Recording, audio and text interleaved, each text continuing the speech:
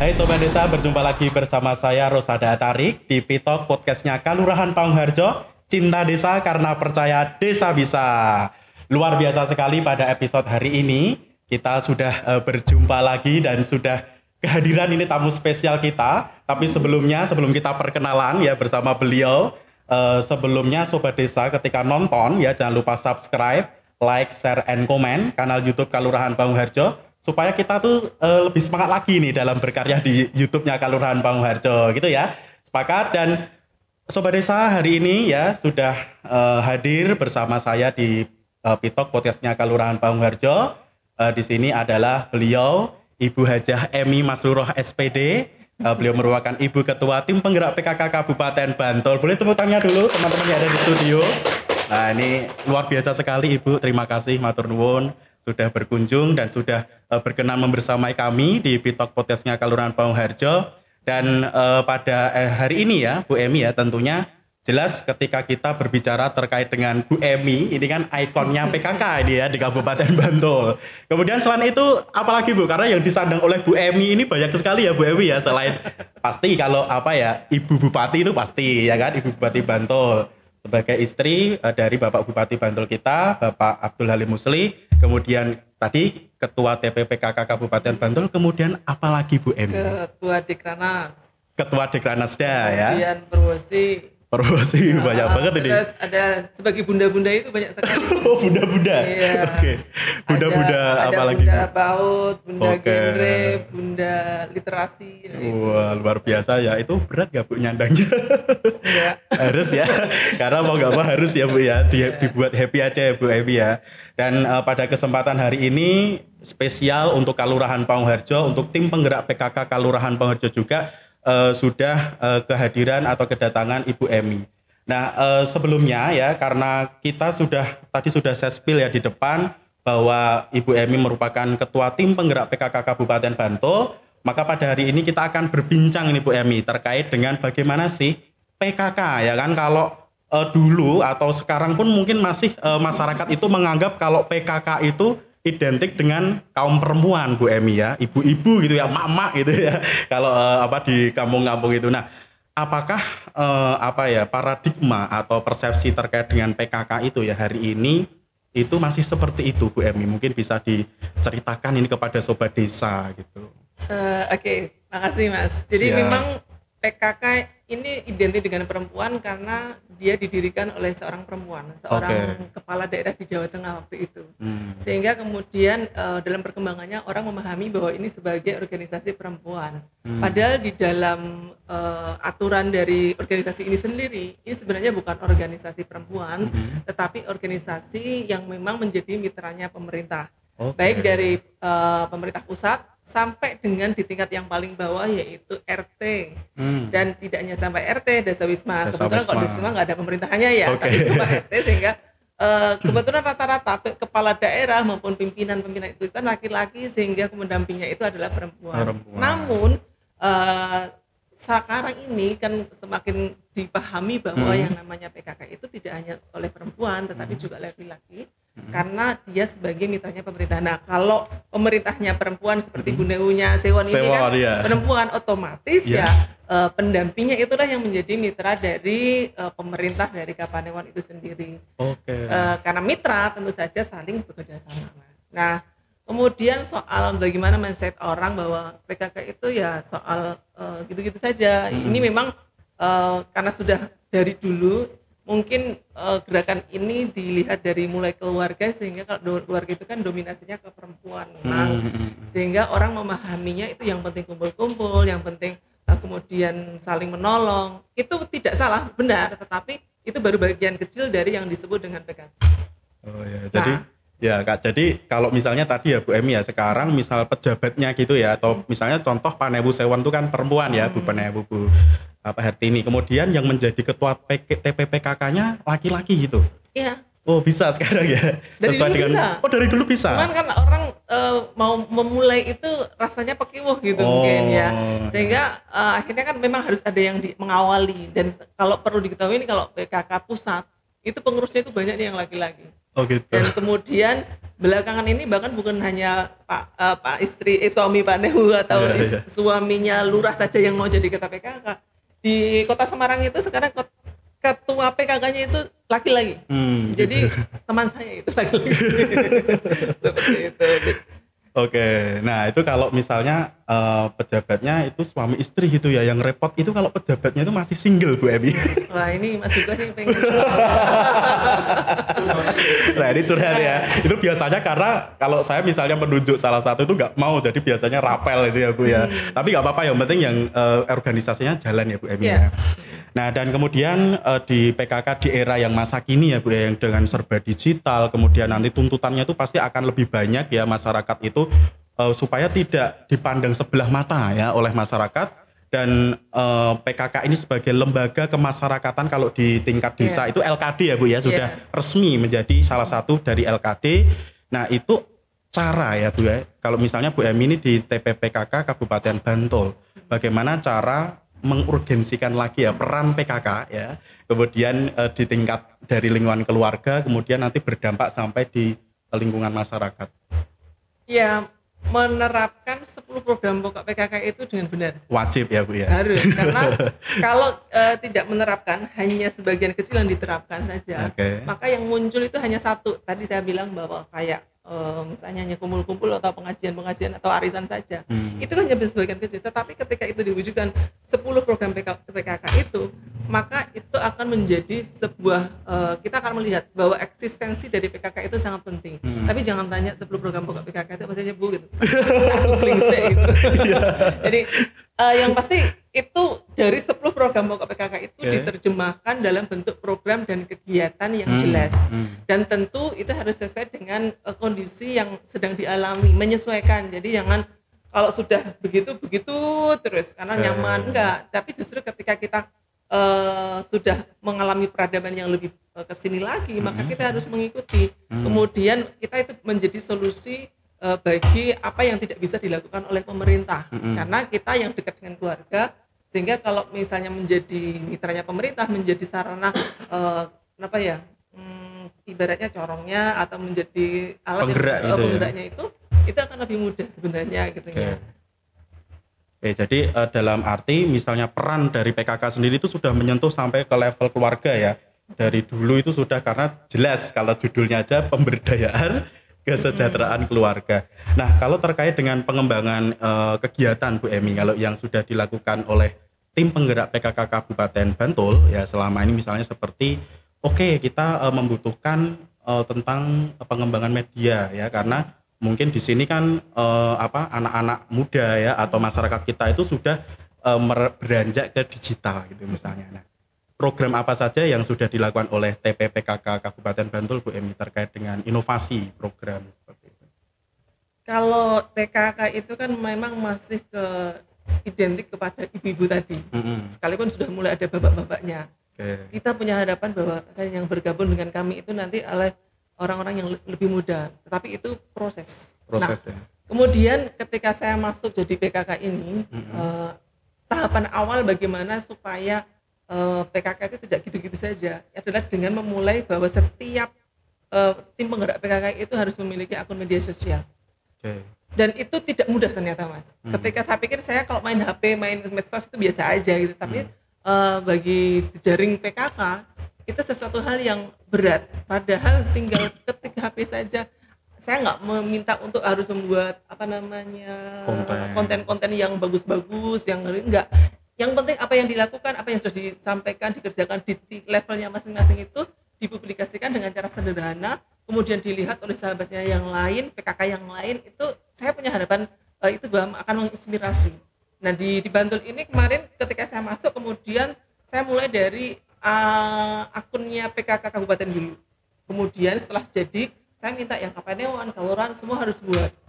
Nah kemudian itu sempat saya cek terus itu tapi kemudian dalam perkembangannya itu hanya ada beberapa yang tetap eksis, dan eksistensi itu berpengaruh beneran pada PKK-PKK yang lain.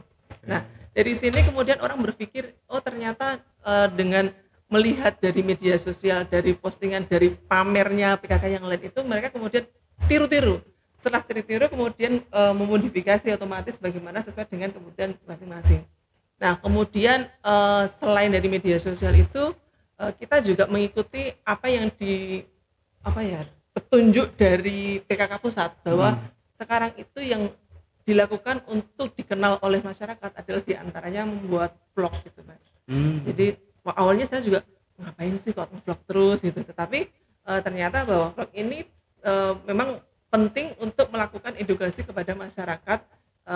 Tentu yang singkat-singkat saja, kalau panjang-panjang itu orang nggak mau lihat gitu. Kemudian kebetulan tetapi sampai dengan saat ini PKK Kabupaten Bantul belum memulai, Mas. Baru akan kita mulai insya Allah tahun depan sesuai dengan program kami, supaya itu betul-betul kita laksanakan gimana agar itu bisa dilakukan. Dan saya mulai memotivasi untuk ibu-ibu anggota saya itu kalau berkegiatan event-event seperti itu, pelatihan atau sosialisasi atau bimtek itu mengajak Karang Taruna. Karang Taruna. Iya, dan karena selama ini kayak kita itu ya ibu-ibu aja gitu tuh. Kemudian suatu ketika saya mengamati ini sebenarnya tujuannya siapa sih? Oh, untuk para remaja. Para remaja kalau yang diundang cuma ibu-ibu, yang ya, nyampe enggak gitu. Terus ya nyampe Bu. Oh iya, buktinya mana? Nyatanya ketika saya kemudian iseng-iseng nanya anak takaran, Mas, mana enggak kerja sama ibu-ibu PKK? Enggak, Bu. Nah, beberapa kali saya kayak seperti belum ada. Kemudian saya akhirnya meminta, Bu, kalau misalnya kegiatan seperti ini, bimbingan, atau sosialisasi dan seterusnya, itu ajak para Karang Taruna. Mungkin mereka memiliki ide sesuatu yang memang membuat kita semakin terbuka. Kemudian ya sedikit demi sedikit udah di Pokja kami udah mulai ada yang mengajak Karang Taruna. Kalau nggak Karang Tarunanya yang penting remajanya atau anak-anak pelajar dan seterusnya. Dan itu memang tidak bisa serta-merta karena kita sudah terbiasa dengan hal-hal yang kopas-kopas gitu, kemudian harus membuat sesuatu itu kan harus ada proses, nggak bisa langsung, Mas. Jadi harus out of the box itu harus diproses atau dikemas dengan yang tidak langsung instan ya Bu Emi ya, karena memang kondisi yang ada yang real di lapangan itu juga harus butuh ekstra itu ya Bu ya untuk menggali potensi termasuk itu tadi. Nah, kemudian tadi Bu Emi bercerita terkait dengan juga kerjasama dengan Karang Taruna kan, ini kan para kaula muda yang kalau PKK kita pernah dengar ya informasi terkait dengan PKK milenial Bu Emi. Nah, apakah TPPKK Kabupaten Bantul ya, karena misalnya Kak Bu Lurah sendiri ya di TPPKK Kelurahan Pangharjo pernah kita mendorong untuk mengaktifkan ini PKK milenial supaya tidak ya tadi, karena PKK itu kan tidak hanya kaum perempuan saja atau ibu-ibu saja, tapi bisa diikuti oleh kaum muda ya, kemudian bapak-bapak, mas-mas gitu.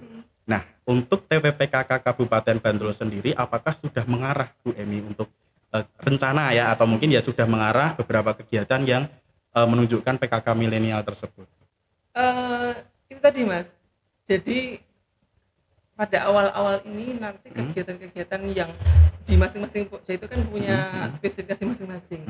Saya punya arahan, saya mengarahkan kepada teman-teman untuk selalu bagaimana nanti berkolaborasi dengan para pemuda ini. Dan kemudian nanti kalau di awal periode saya itu kan saya mikirnya gini, bisa nggak ya orang-orang yang muda-muda itu masuk di PKK gitu, mau nggak ya gitu. Karena selama ini kalau yang namanya anak-anak muda itu kayaknya nggak sefrekuensi dengan kita yang orang senior gitu.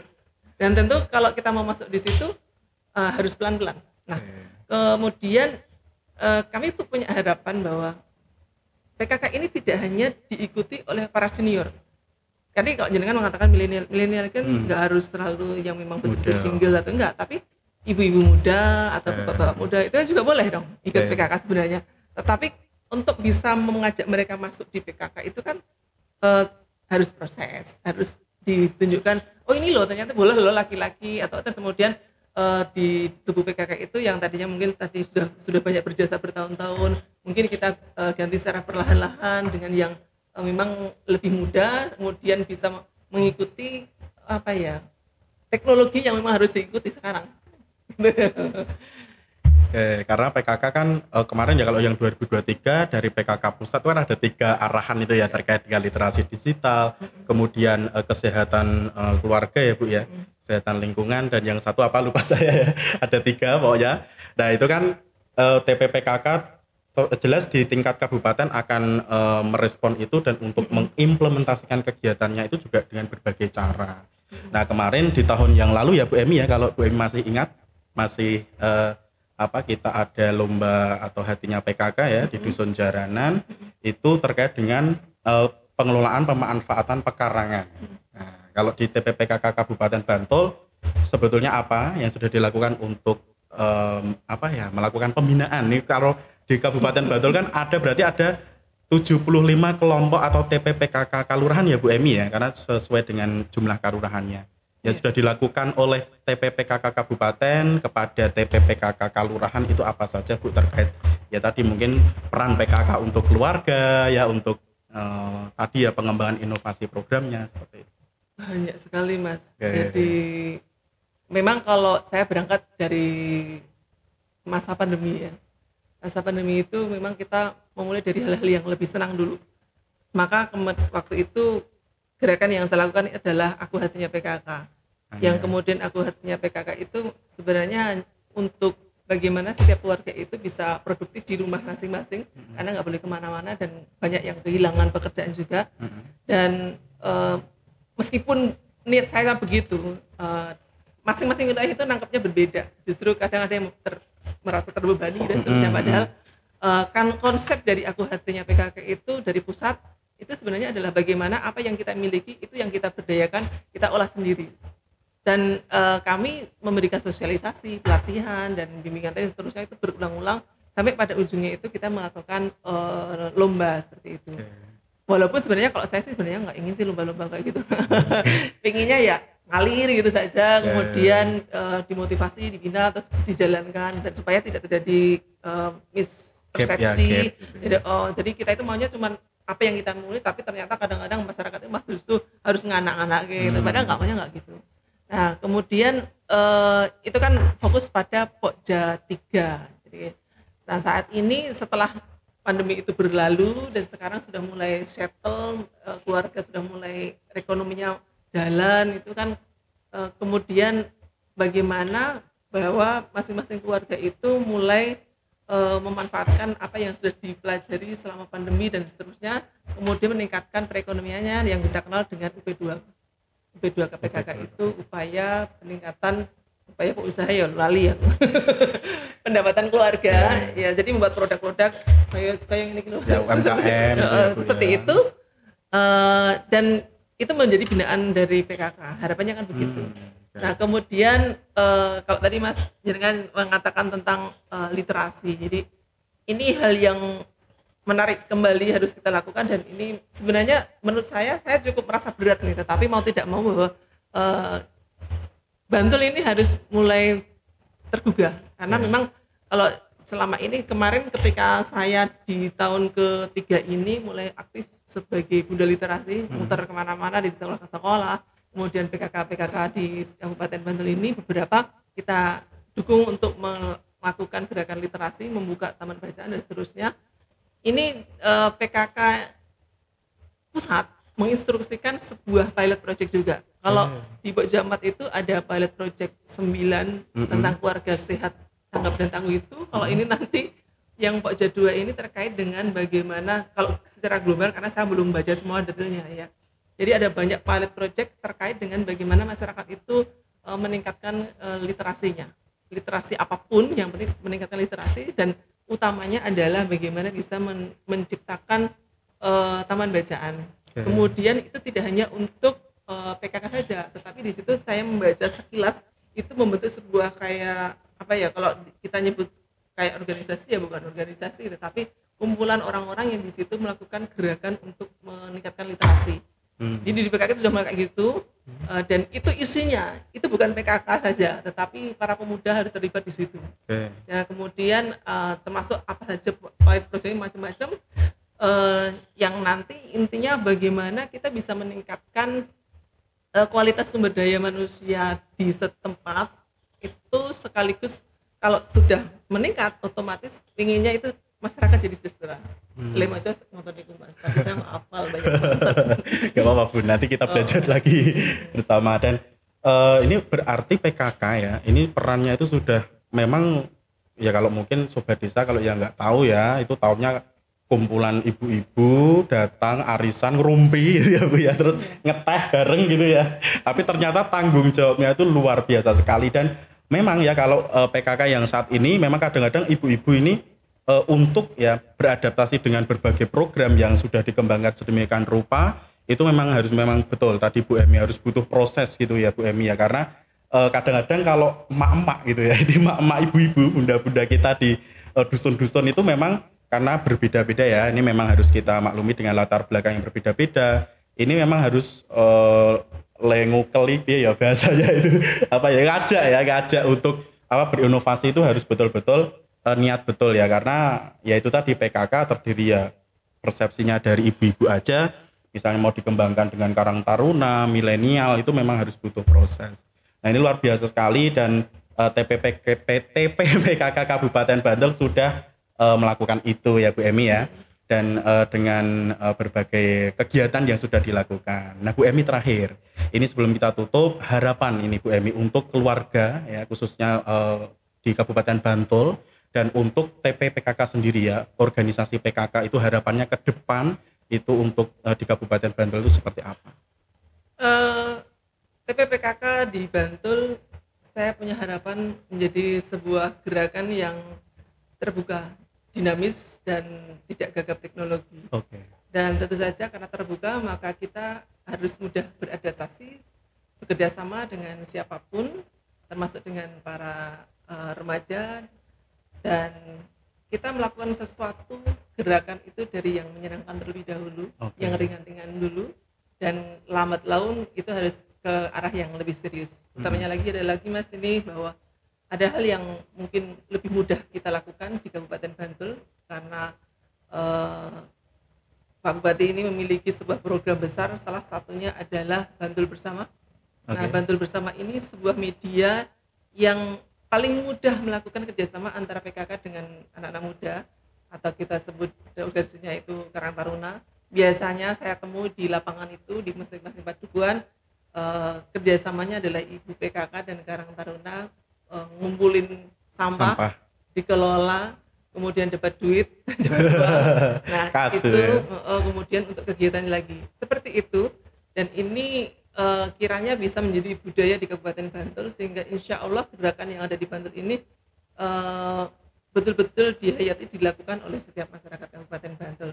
Dan kenapa PKK harus tampil dan eksis di Bantul, karena PKK itu sebenarnya adalah keluarga, bukan perempuan saja, tetapi setiap keluarga yang ada di sebuah wilayah itu merupakan anggotanya PKK. Bahwa pengurus itu kadang-kadang ada perempuan dan laki-laki, ya memang harus ada yang seperti itu, tetapi sebenarnya tanpa adanya PKK maka tentu saja pemerintah akan kesulitan untuk bisa menyentuh masyarakat sampai di level keluarga. Contohnya misalnya di keluarga waktu pandemi itu tanpa bantuan dari PKK, salah satunya PKK karena banyak ya unsurnya, tentu bagaimana kita bangkit lagi menjadi lebih cepat, lebih sehat seperti ini akan sulit. Kita lihat dulu bahwa tetangganya ada yang diisolasi, maka yang lainnya akan membantu tanpa disuruh, sudah otomatis.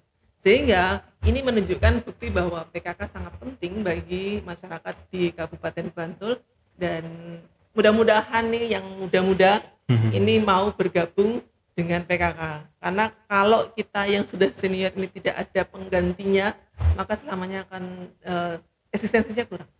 Oke, luar biasa sekali. Dan tadi di situ regenerasi gitu ya Bu Emi ya, maksudnya yang terakhir itu regenerasi. Jadi yang muda-muda ayo ikut PKK gratis kok. Karena ini lembaga sosial gitu ya Bu Emi ya. Yang penting punya apa ya, jiwa sosial yang bagus ya, kemudian inovatif ya. Dan tadi setuju Bu Emi karena PKK ini penting karena biasanya kalau di wilayah di lapangan tuh lebih mudah ya menggerakkan ibu-ibu gitu Bu Emi ya. Gitu, jadi lebih gercep aja gitu, satset gitu ya kalau PKK itu ayo gitu terus tiba-tiba apa sudah ada apa action gitu. Nah ini luar biasa dan sesuai dengan pesan dari Bu Emi, harapan dari Bu Emi ya terkait tadi juga sampah ya. Karena di sini tadi PKK menjadi mitra dari pemerintah. Ini karena khususnya di daerah istimewa Yogyakarta ini sedang melakukan upaya ya pengelolaan sampah yang lebih baik lagi ya, khususnya di Bantul juga. Ini PKK ya harus tampil, harus eksis, bisa membersamai masyarakat ya dalam pengelolaan sampah. Biasanya bank sampah Bun ya, bank sampah kemudian juga mau itu apa gresek itu. Pesan gresek yang bank sampah ya, bukan yang pemulung itu ya. Jadi ini PKK sudah tampil di situ. Baik, terima kasih Bu Emi. Ini sangat luar biasa sekali. Bu Emi sudah berkenan ya rawuh ya membersamai kami di Pitok podcastnya Kelurahan Pauharjo ya, dan besok lain kali next time kita bisa ngobrol bareng lagi, berbincang bersama lagi dengan tema yang lebih menarik lagi Bu Emi tentunya.